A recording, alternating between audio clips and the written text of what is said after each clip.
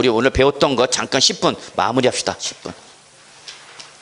우리 등록면허세에서부터 출발했었죠, 여러분?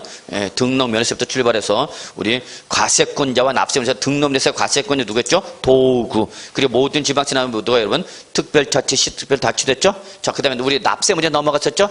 자, 등록면허세 납세는 특징이 뭐다, 여러분?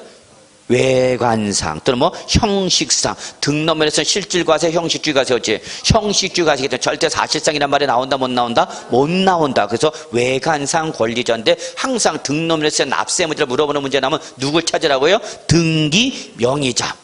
그래서 권리의 종류에서 특히 설정 등기냐 말소 등기 우리 했었죠. 그래서 지상 저당권 말소 설정한다, 저당권 설정한다. 그럼 누가 된 거고? 채권자. 그러나 저당권을 뭐 한다면 말소한다면 그때는 설정 의무자 누구? 채무자가 되는 거죠.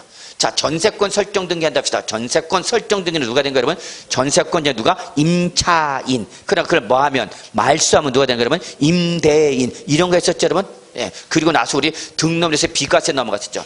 등록면허세 비과세는 첫째, 국가 등에 대한 비과세는 취득세가 똑같고 두 번째가 중요하다고 했죠, 여러분. 그래서 기타 비과세 여러분 우리 뭐가 있었냐면 바로 뭐가 있었죠?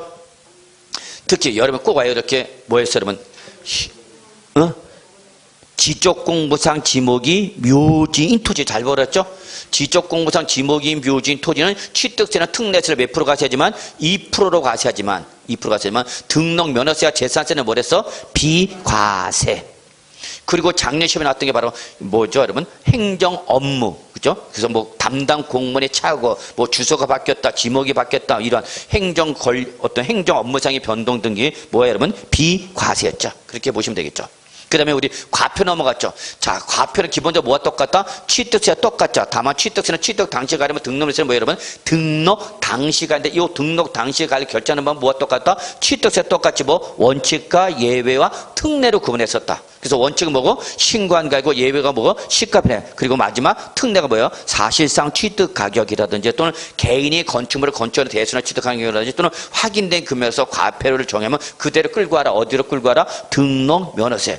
그러다 보니까 등록 면허세 과표에서 진짜 중요한 건 이것이 아니라 자산 재평가나 뭐로 인해서 감가상 같은 사유로 가액이 어떠면 달라졌을 때는 그때는 변경 전 가액, 변경된 가액 꼭 확인하라고 그랬죠. 예. 그리고 채권 금액을 과세표로 하는 적용 압처인데 일정한 채권 금액이 없다. 그러면 그때는 뭐 여러분? 채권의 목적이 된 것이나 처분의 제한이 목적이 된 금액을 뭘로 하라? 과표라 했죠. 그리고 제일 중요한 것이 바로 부동산 등기의 종류에 따른 과세표준 과세라고 꼭 기억해야 된다 그랬죠? 이때 소유권 취득 등기는 원칙 뭘로 과세하는 건데? 취득세로 과세하는 건데 취득세로 과세를 하지 못하면 예외적으로 뭘로 하라? 등록면허세로 하라. 등록면허세로 과세할 때는 취득세 표준세를 몇 프로 빼라? 2% 빼라. 다만 취득세와는 달리 농지나 비영리 사업자 구분하고 안 하고 주택을 매매를 취득할 때는 이걸 적용하지 않고 그냥 주택 유상 취득세를 몇 프로를? 50%를 뭘로 하라? 등록면허세로 했죠. 그리고 소유권 외의 각종 물권과 임차권일 때는 설정과 이전 등기와 나머지 등기로 구분해서 서리는 무조건 1000분의 2. 그러나 여기는 뭐가 중요하다? 과표가 중요하다. 특히 과표 중에서 지상여리가 가등기라면 무슨 가격으로 과표를 하라고요? 부동산 가액. 그런데 뭐는 가등기는 부동산 가액 말고도 하나가 더 있다. 그게 뭐야, 여러분? 채권금액. 그래서 가등기라도 담보 가등기에 관한 범죄들은 담보 가등기 때는 뭘로 가고? 채권금액을 하고 소유권 관련된 채권범죄 때는 어디 가라? 소유권을 가라. 부동산 가격을 하는 거죠? 네. 그 다음 우리 두 번째 유명한 게 뭐였죠? 적용압처. 과표를 뭘로 하세요? 채권 금액을 하세요. 그 다음 그러니까 이러한 적용압처 외에 가등기는 과표를 뭘로 하기로 한다? 채권 금액을 한다. 그 다음에 바로 뭐였죠? 임차권. 임차권은 보증금과 월세가 있는데 그 중에 어떤 놈을 과표를 하라? 월세를 과표를 하라. 그 다음에 임차권 나왔으니까 물건이 뭐 있다? 전세권. 전세권은 다른 거 없다. 뭐밖에 없다? 전세금액. 그럼 나머지 남아있는 용익 물건이 뭐다, 여러분? 지역권. 지역권인데 뭐로 간다? 요역지 가액이다. 그리고 서리가 아니면 각종 변경 말소 해제 분필 등이 있잖아. 한 건에 얼마다? 6,000원이다. 그 등록세는 얼마보다 적을 수는 없다? 6,000원보다 적을 수 없다. 이걸 우리 뭐라 한다? 최저한세를 한다라고 했죠. 그리고 등록면허세 중과세는 몇 배짜리가 있었다? 3배짜리가 있었다. 그리고 거기에 대한 중과세 제외 업종이 있었다. 뭐 그런 거 보시면 되고요. 마지막 우리 등록에서 부가징수 갔었죠.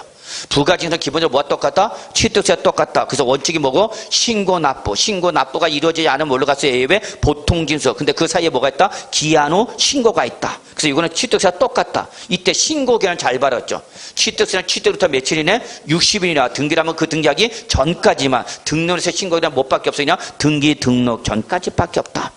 이때 취득세나 등록면에서 우리 과세 물건의 상태 변동이 때는 취득세, 등록면에서 모두 똑같이 며칠 이내다? 60일 이내로 간다는 걸 잊지 마시고요. 그죠? 예. 그래서 특히 이때 신고를 하는 과정에서 비록 신고 의무를 다하지는 못했어. 무신고 또는 과소신고를 했더라도 산출세액을 등록하기 전까지 납부는 했다. 그러면 신고라는 의무를 다하지 안 했어도 못 했으니까 납부는 했으니까 과세관청에서 돈 들어왔어 안 들어왔어? 들어왔어. 그래서 뭐 그때는 어떻게 한다? 신고도 하고 납부도 한 그러면 다. 그럼 신고를 다 하지 않았어도 신고한 거로 보겠다는 것은 무신고 가산세, 과소신고 가산 때리겠다 안 때리겠다? 안 때리겠다. 그 얘기라는 걸 잊지 말라고 그랬죠.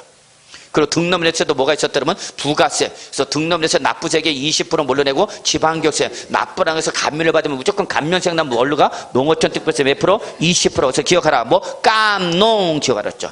자, 그리고 나서 우리 보유세로 넘어갔죠. 보유세. 그죠? 보유세 바로 세 가지 뭐 재지송. 이때 대표가 뭐야? 재산세가 중요해요.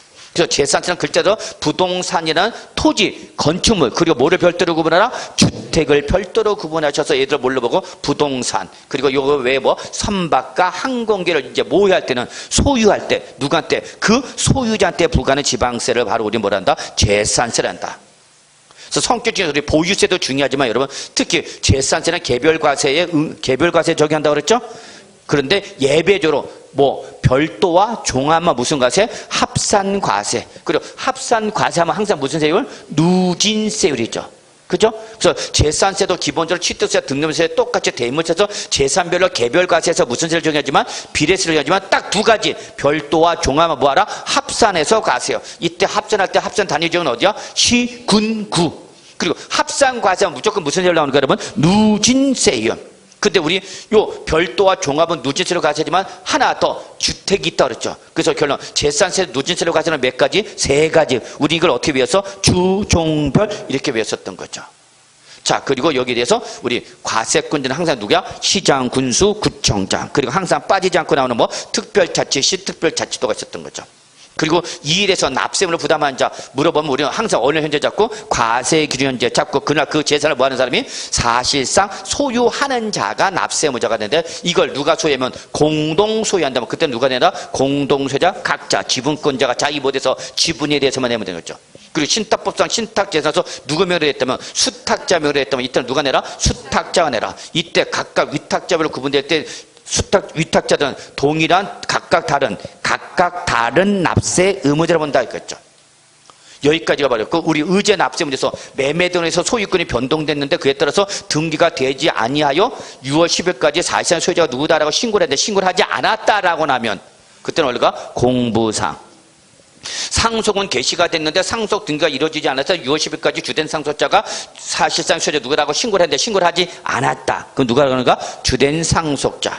공부상에는 개인명의다 사실은 종중커대. 근데 그러한 내용을 신고를 하지 않았대. 원래가 공부상.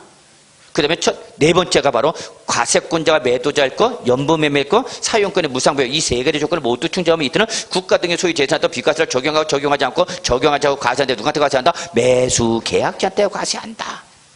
그리고 우리 부동산 공법상 뭐 채비지나 보류지가 나왔다. 그러면 누가 되는 거냐면 사업 시행자가 되는 거고 소유권의 귀속이 불분명해 사실상 소유를 할 수 없다. 그때 누구로 간다? 사용자로 간다. 마지막 우리 토지 했었죠? 토지는 우리 분리 별도 종합.